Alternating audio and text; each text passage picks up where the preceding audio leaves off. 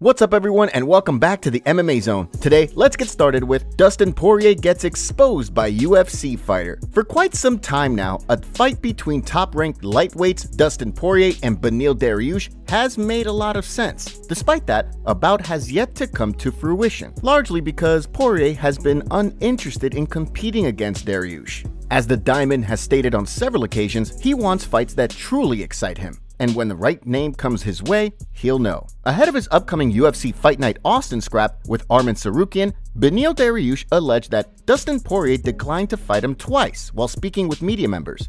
I've seen interviews with Dustin. He's not really interested in fighting me. I don't get him excited, I guess, the way he puts it. But from my understanding is, when John Jones got hurt, they were hoping to boost that card up with Dustin Poirier and myself. And they called him, and he wasn't interested. And I believe they even tried for this date. This is what I was told. I'm not sure what he was told on his side, but they were also given the option of fighting this date with me, and he turned down both of them. So that's what I've been told. While it's remained unclear who Poirier will fight next, the former interim champ has indicated that he wants to fight at UFC 300. With that in mind, many fans believe that he could finally share the octagon with Nate Diaz, after Dana White stated on a recent podcast that there's a super fight he and the UFC are working to book that doesn't involve Conor McGregor. Jack Shore joined a number of fans in speculating that the fight was a clash between Poirier and Diaz. Considering the UFC has been trying to book a fight between the two for a number of years, it's no secret that a Nate Diaz return would draw considerable interest from fans. Next up, let's take a look at Colby Covington will be more challenging than Kamaru Usman for Leon. Heading into Leon Edwards and Colby Covington's upcoming UFC 296 showdown, the big question has been whether or not Covington will be able to use his wrestling to threaten the champ, or whether he'll find himself in a position similar to Kamaru Usman in he and Edwards' most recent fight. Although both Covington and Usman possess an impressive wrestling pedigree, Covington's signature style wears on his opponents, something that SBG Ireland coach Owen Roddy feels makes Covington a trickier opponent than Usman. During a recent interview with the Mac Life, Roddy shared his thoughts on the scrap. It's a tricky one, you know. Two very intelligent fighters, you know. I always said about Leon and Fabian that they always came with really good, really intelligent game plans. I do believe that Colby's a trickier fight than Usman. I think his chain wrestling might be a bit of a problem for Leon. But like I said, if Leon can nullify the wrestling and keep her on the feet, you know, he's got that power to put Colby away.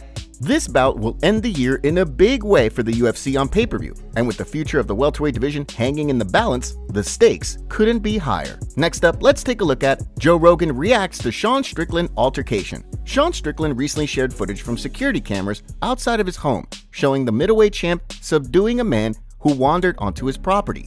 After seeing the individual crouching between two cars in his driveway, Strickland walked outside to confront the man with a gun in hand, keeping him detained until police arrived.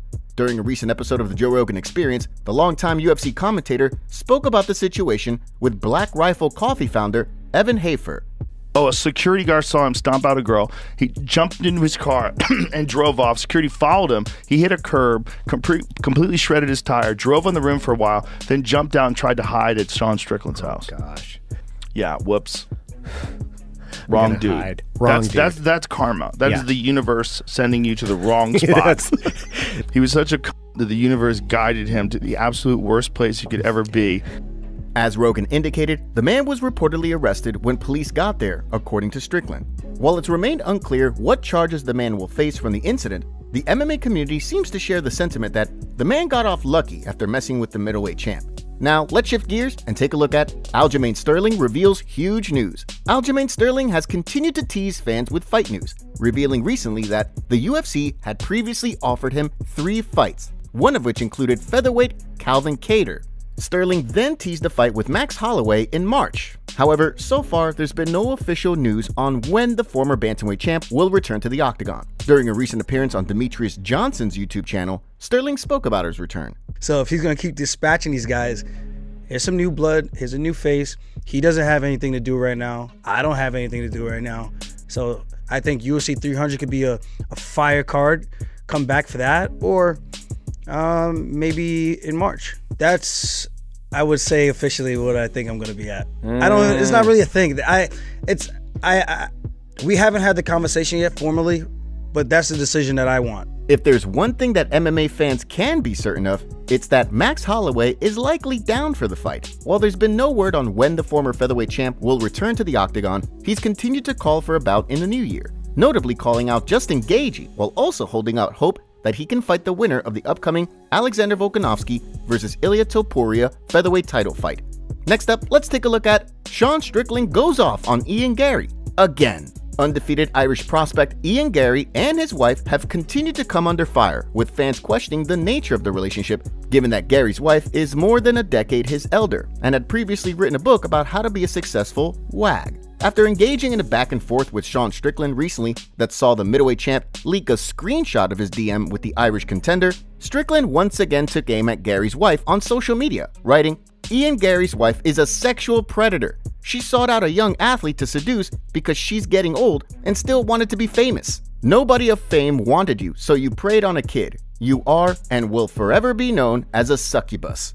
Strickland then clarified his stance, taking aim at Gary's wife amid a video circulating showing her designing the infamous shirt Garry wore with Jeff Neal's mugshot. In the clip, Garry can be seen saying that it wasn't his idea, but he would go along with the shirt. As Strickland wrote, "I want to be clear, I didn't bring Ian's predator into this conversation. He did. When you let her design that shirt of Jeff Neal's mugshot, you did. Be a man, shut her up, and put her in the kitchen. Act like a get treated like a." After a fan sent him the video, the middleweight champ shared it, writing, "Yep, the succubus doing her demon work. I don't know how the MMA community let this BS slide." Amid Garry making his social media accounts private, Triple C Henry Cejudo offered the undefeated contender some advice alongside a video for his YouTube channel, where he wrote, "Ian Garry, if the rumors are true, you and your team need to regroup and focus on the task at hand, and his name is Vicente Luque." With Gary's fight with Luque right around the corner, it'll be interesting to see if the Irish contender is asked about the situation, and whether or not the external noise impacts his performance. Next, let's take a look at Dricus du Plessis sends warning to Sean Strickland. At UFC 297 in January, Dricus du Plessis will have the chance to capture UFC gold and potentially set up a fight with longtime rival Israel Adesanya. After dispatching a former champion Robert Whittaker in impressive fashion, du Plessis' confidence is at an all-time high. With his upcoming fight with Sean Strickland rapidly approaching in January, the streaking contender spoke with Submission Radio to discuss the fight, sending a clear warning to the champ. Well, I mean, I know I'm more athletic. I know I'm stronger physically, and using that to my advantage, making sure I hit harder, but making sure that every shot I throw lands, making sure I land those punches. And I'm not just standing there in the pocket throwing with him, because that's his fight style. That's his style. Making sure that I'm fighting a smart fight, and that whatever I throw, like I said, I need one shot. I need to land one shot. If Ferreira could knock him out, I can knock him out even better. Currently, the odds for the fight are nearly even, with Strickland sitting as a very slight -148 favorite to du Plessis' status as a +124 underdog. Although du Plessis has yet to taste defeat inside the octagon, Strickland's unique style, combined with his relentless pace, is likely to make the bout an incredibly compelling stylistic battle. Next, let's take a look at Kevin Holland breaks silence on UFC rumors. Astute social media users noticed that in a recent episode of the Full Send podcast with UFC CEO Dana White, a bout between Kevin Holland and Michael Venom Page was seen on one of the UFC's matchmaking boards. The news of the potential bout quickly spread like wildfire, given that Page and the UFC have reportedly negotiated since he hit free agency. However, no official news has come out about whether or not a deal was reached. While the fight excited fans, it sounds as though there's been little movement on the bout from Kevin Holland's side. The fan favorite spoke in a video for social media, where he cleared up the rumors. I haven't been offered any fights. That's what I'm going about. That's why everybody keeps hitting me up like, yo, Kevin, you're fighting. I haven't been offered any fights, like, whatsoever. So it's like, but I'm too hood for my own good. They already know what the fuck I'm gonna say. It's important to note that another matchmaking board for February showed Corey Sandhagen versus Umar Nurmagomedov as the main event of a fight night card. Given that Jack Hermanson versus Joe Pyfer has already been announced for the headliner of that card, there's a chance that the Holland versus Page fight was in the works for UFC 297 as seen in the video, but has since been scrapped from the promotion's plans. The MMA community slams Dana White over footage that was released of his recent slapboxing event. In the clip, someone was knocked unconscious, and Dana's reaction sparked some controversy. Here's what the community had to say. "Doing this for only $500 is crazy. Bro has zero remorse, smiling ear to ear at a man who just got separated from his consciousness. He's a businessman. Bro fakes it. He just won't accept the L. Nah, this needs to be shut down, dude. This isn't cool. He's always going to be a weirdo for this, and he promoted this by slapping his wife up. Anyone and everyone who thinks this is a sport. Top comments. With how many times they leaked the matchmaking board, you'd think it's on purpose.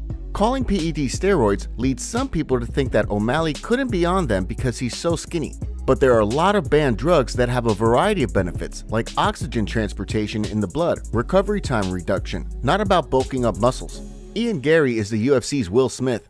Dana, we don't need that stuff to sell fights. Also Dana, let's use that drama in the promo. Make sure to leave a comment and you might get featured in our next video. Thanks for watching. If you enjoyed, make sure to subscribe and turn on notifications to never miss any MMA news. Check out our video from yesterday if you missed it. See you tomorrow.